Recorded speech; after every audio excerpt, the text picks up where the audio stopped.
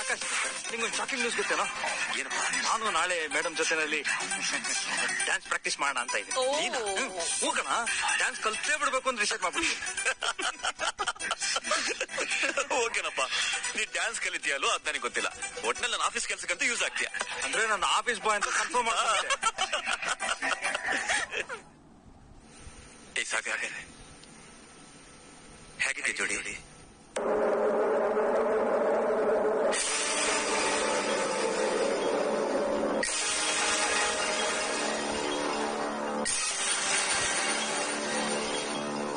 ಹೇಗಿದೆ ಹೇಳು?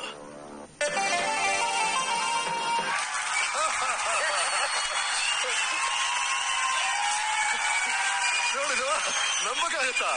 Beautiful it is. ನಾವು ನೋಡೇ ಇಲ್ಲ. ನನಗೆ ಆಶ್ಚರ್ಯ ಅಂದ್ರೆ ಒಂದ್ ಕಾಲದಲ್ಲಿ ಶರಣ್ ದರ್ಶನ್ ಜೊತೆ ಯಾವ್ದೋ ಟಿವಿ ಸೀರಿಯಲ್ ಮಾಡಿದ್ದಾರೆ.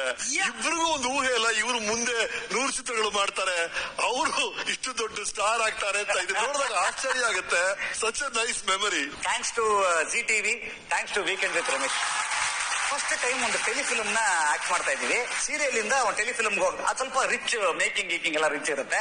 ನಿರಂಜನ್ ಅಂತ ಅದರ ಪ್ರೊಡ್ಯೂಸರ್, ಗಿರೀಶ್ ಕಮಲಾಪುರ್ ಅವರು ಇದು, ನವ್ಯಾ ನಟರಾಜನ್ ಅಂತ ಹೀರೋಯಿನ್. ಅಲ್ಲಿ ಆದಂತ ಅದ್ಭುತ ವ್ಯಕ್ತಿ, ಅದ್ಭುತ ಸ್ನೇಹಿತ ಅಂತಂದ್ರೆ ದರ್ಶನ್ ಅವರು.